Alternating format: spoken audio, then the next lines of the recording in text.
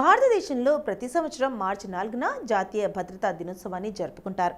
ప్రమాదాల నివారణకు తీసుకోవాల్సిన భద్రతా చర్యలపై ప్రజల్లో అవగాహన కల్పించడమే ఈ దినోత్సవాన్ని జరుపుకోవడం ఉద్దేశం. 2021 సంవత్సరంలో జాతీయ భద్రతా దినోత్సవాన్ని వారం పాటు జరుపుకున్నారు.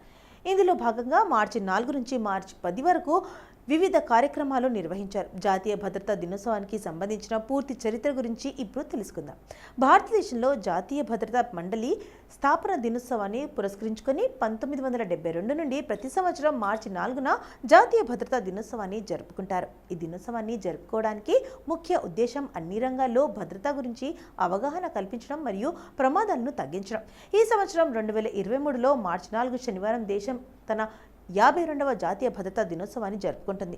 జాతీయ భద్రతా వారోత్సవాల్లో 4 మార్చి 2023 నుండి మార్చి 10 వరకు ఒక వారం పాటు భద్రతా ప్రచారంగా జరుపుకుంటారు.